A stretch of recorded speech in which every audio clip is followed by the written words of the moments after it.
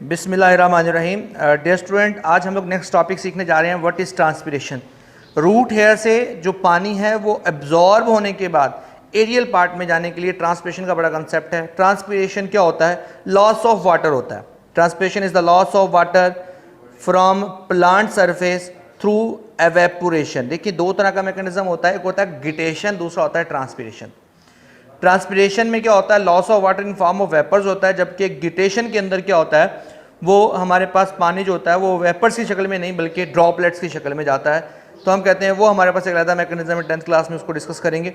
This loss may be occur through the stomata. अगर stomata से होगा तो स्टोमेटल ट्रांसपिरेशन होगी, अगर ये क्यूटिकल से होगा तो क्यूटिकल ट्रांसपिरेशन होगी, और अगर डर्मल से होगा तो डर्मल हमारे पास जो होते हैं लेंटिसेल से होगी तो हम कहते हैं लेंटिसेलर ट्रांसपिरेशन।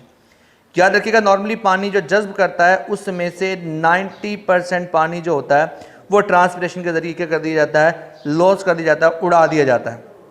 अब स्टोमेटा से सबसे ज़्यादा ट्रांसपिरेशन होती है, नॉर्मल में सबसे ज़्यादा, यानी आप कहते हैं 70 से 80% जो ट्रांसपिरेशन का प्रोसेस है वो स्टोमेटा से होता है। इसलिए हम कहते हैं इंपॉर्टेंट कौन सी है? स्टोमेटल ट्रांसपिरेशन है।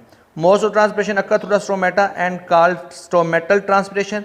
ऐसे ही क्यूटिकुलर ट्रांसपिरेशन, इसे lenticular transpiration. The mesophyll cell of the leaf provide large surface area for the evaporation of water.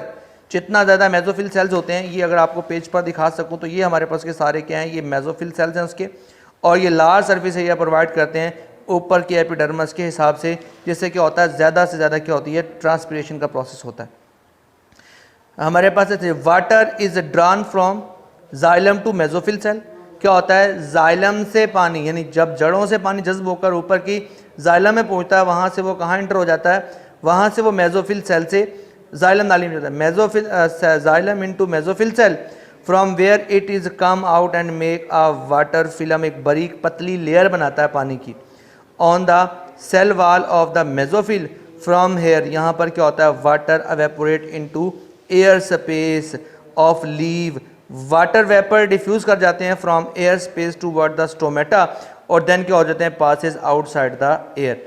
अब ये सारा काम किस तरीके से होता है ज़रा यहाँ देख लें। ये हमारे पास जाइलम नाली है, जाइलम नाली से वो कहाँ आ जाते हैं? इंटरसोलर स्पेसेस के अंदर। इन स्पेसेस से क्या होता है? वाटर की फिल्म बनती है, जिससे क्या होता है? एक लेयर सी बन जाती है, वो वहाँ से क्या करती हैं? डिफ्यूज़ कर जाते हैं कहाँ? स्टोमेटा में। स्टोमेटा ओपन होते हैं, यहाँ से पानी क्या हो जाता है? बाहर निकल जाता है। ये हमारे पास जनरल सा मैकेनिज्म है किसका? ट्रांसपिरेशन का। अब हमारे पास ट्रांसपिरेशन में स्टोमेटा कैसे वर्कआउट करते हैं, कब ओपन होते हैं, कब क्लोज होते हैं, तो हम इसको देख लेते हैं opening and closing of stomata के मुतालिक। Most plant keep their stomata open during day time. जैसे दिन का वक्त होता है तो ट्रिगर प्रेशर के हाई होने की वजह से इसके गार्ड सेल भी पानी ले लेते हैं, जिससे वो टर्जिड हो जाते हैं, और क्या करते हैं? उनके पास जो होता है वो रेगुलरिटी की वजह से क्या होता है कि उनके अंदर क्या होती है? वो ऑटोमेटिकली गार्ड सेल्स ओपन हो जाते हैं टर्जिडिटी की वजह से। तो कहता है जी, it is responsibility of stomata to regulate transpiration via the action of guard cell the two guard cell of stomata. अगर आप गौर से देखें तो यहाँ पर आपके पास क्या है? हमारे पास ये स्टोमेटा के बाहर वाली साइड के गार्ड सेल्स दिखाए गए इस तरफ, ये हमारे पास दरमियान में से स्टोमेटा दिखाया गया। तो क्या होता है? पानी क्या करता है? यहाँ गार्ड सेल्स में इंटर हो जाता है। जैसे ही गार्ड सेल्स में इंटर होता है तो ये गार्ड सेल टर्जिड हो जाते हैं और स्टोमेटा दरमियान से ओपन हो जाता है। फिर क्या होता है? रात के वक्त क्या होता है? स्टोमेटा से पानी बाहर निकल जाता है, और क्या होता है? गार्ड सेल्स जो होते हैं वो टर्जिडिटी खो बैठते हैं, जिससे क्या होता है? स्टोमेटा दोबारा क्या हो जाते हैं? क्लोज हो जाते हैं। तो ये हमारे पास opening and closing of stomata का बेसिक मैकेनिज्म है। अब सवाल ये है कि क्यों ऐसा होता है? कौन सी चीज़ प्लांट के अंदर तब्दील होती है जब स्टोमेटा क्लोज होते हैं या ओपन होते हैं? इसको देखते हैं थोड़ी। हमारे पास है the inner concave side of the guard cells that enclose a stomata are thicker than the outside. ये मैंने अभी पिछले डायग्राम दिखा दिया आपको। When the guard cell get water and become turgid हो जाते हैं, their space are like two beans. लोबिया के बीज के जैसे, जरा लोबिया का बीज जैसा होता है ना, इस तरह की दो बीन्स हमारे पास है। And the stomata between them open, जो उनके दरमियान होता है वो ओपन हो जाता है। When guard cell lose water and become flash, दोबारा से गार्ड सेल फ्लैश हो जाते हैं, नरम पड़ जाते हैं। देयर इनर साइड जो हमारे पास है touch each other and stomata close हो जाते हैं। ये मैंने आपको मैकेनिज्म समझाया था कि जब इनके अंदर गार्ड सेल्स के अंदर पानी चला जाता है तो गार्ड सेल के पानी आने वजह टर्जिडिटी आने की वजह से क्या होता है? वो दूर दूर हटते हैं, जिससे क्या होता है? स्टोमेटा ओपन हो जाते हैं। और फिर जब गार्ड सेल के अंदर से पानी निकल जाता है तो गार्ड सेल क्या होते हैं? फ्लैश हो जाते हैं। जिससे क्या होता है वो अपनी ट्रजिडिटी खो बैठते हैं और दोबारा से जो होते हैं वो सेल कलीब आते हैं, जिससे स्टोमेटा क्लोज हो जाता है। किया गया था इन चैप्टर 4 हमने स्टडी किया था concentration, glucose solute concentration, osmotic adjustment में ऑस्मोटिक हम लोगों ने पढ़ा था हाइपरटोनिक, हाइपोटोनिक और आइसोटोनिक सोल्यूशन के मुताबिक पढ़ा था। कहता है यही मैकेनिज्म है जो गार्ड सेल्स के अंदर पानी के जाने और आने का रिस्पॉन्सिबल है। In guard cell the responsibility for opening and closing of stomata.